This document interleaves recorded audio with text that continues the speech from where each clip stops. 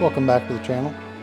Today we are in the garage where I make all of my terrible financial mistakes. So today is another day of rebirth for my motorcycle, Gordita. Once again, I've been bitten by the Sportster bug. I've yet to take my own advice and just buy multiple Sportsters, but eventually we'll get there one day. I just haven't really found any in my budget yet. Looking for some real dogs out there, I think. Pretty much today, I'm just reversing some of the modifications I've done on this bike. The overall theme I think I'm going with this rendition is simple. Simple, simple, simple. My entire need for this bike has changed because I've got my DR to go explore on, and now I just want a nice little Sportster to enjoy riding around town and with my other Sportster friends. With that said, let's start tearing this thing down again. Oh, and I think I'm going to go through my Scrambler build playlist and kind of break it up into seasons. So I recently came out with a video of my first rendition of building a Sportster Scrambler, and all the way up to when I did the Mid-Atlantic back discovery route. And then I went through multiple changes after that. I think I'm going to go through and separate those into, I don't know, season 1, season 2, season 3, or something like that. And that way it can kind of give people a different perspective on how that bike has evolved.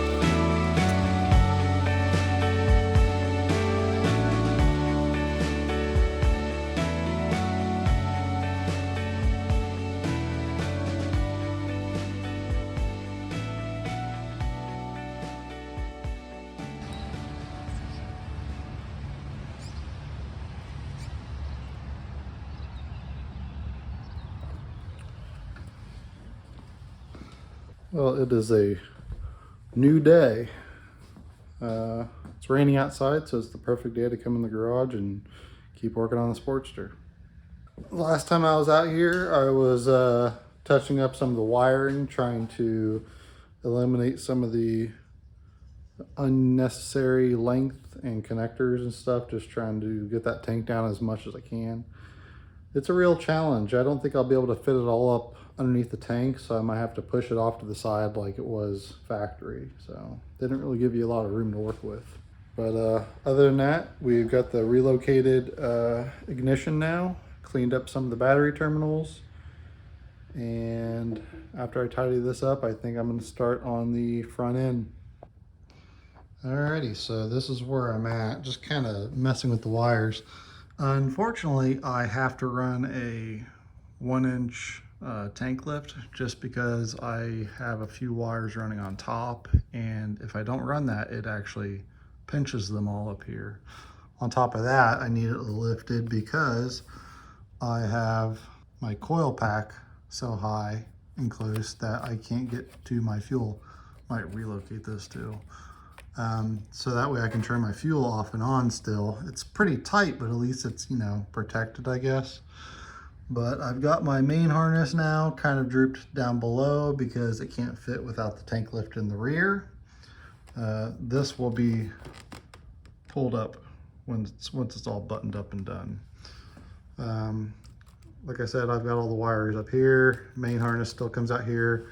This side's kind of messy, but from this side, doesn't look too bad. I was also digging back in the old stock and I found the original headlight off of my Dyna, the nice little Harley logo there. I think I'm going to ditch the LED headlight I've had on it since basically I bought the bike. I've never really been kind of happy with the look of it. I would rather go with a natural light now. Also just a more traditional bulb. This looks nicer in my opinion, more classy. So keeping with the whole Simply Clean theme, we're going to be switching over to this nice OEM headlight.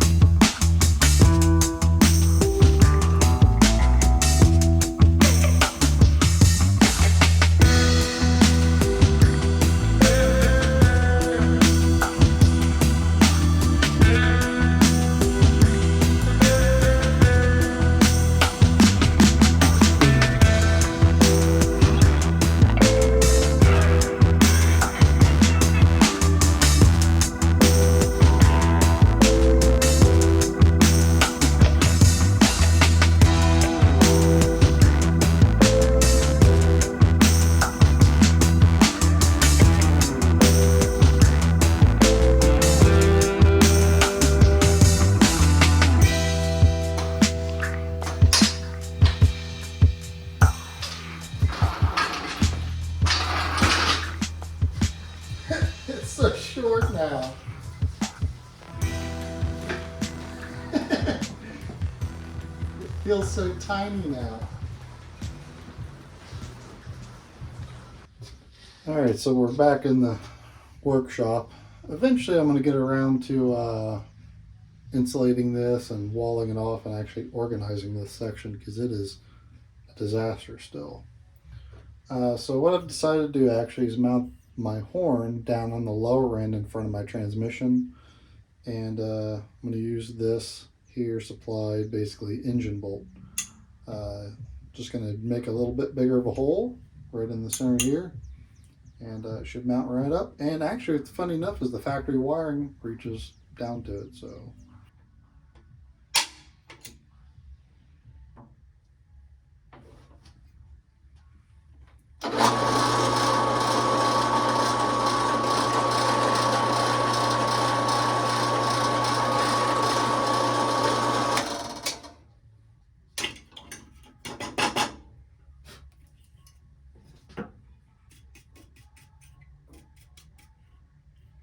Perfect.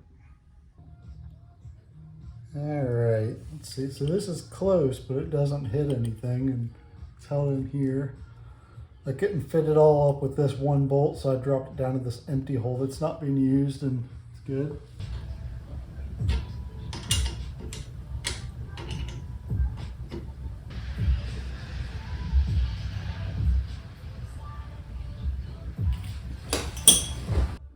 Alrighty, in order for me to proceed to the next step, I need to do some cleaning. I have no table space. None.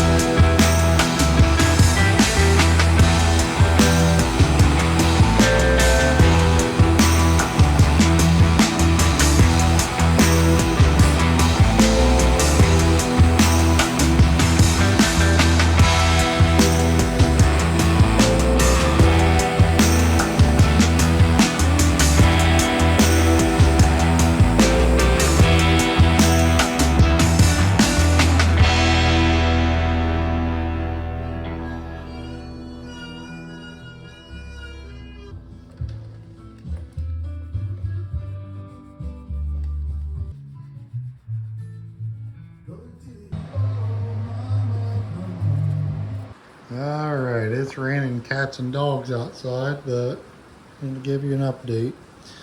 I decided to change out this cap with a spare I had with the silver one, and I gotta say, I really like the look of this.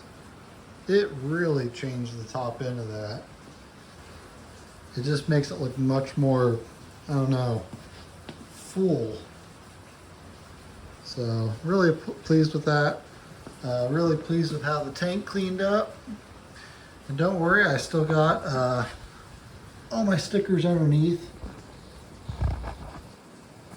It was very common, but it was one of the more common colors. It wasn't as special. Works every time. Works every time, I told you, man. Oh yeah, look at that rust build up. Pointed out something interesting. What Yep. are we looking at? Oh, yeah.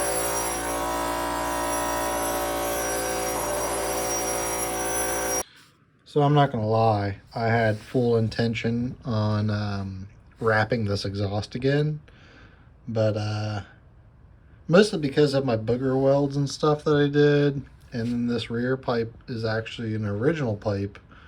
I didn't do anything with this, but you can kind of see some of the damage from the rust. I didn't want to do heat wrap this time. I just wanted to do a basic black pipe and just see how it held up. And I'm actually really surprised. Like, I managed to grind away most of my horrible previous grinding marks. Kind of see one down here where I joined this pipe, but it's honestly not too bad. So I might just run it like this, and we'll see how it holds up.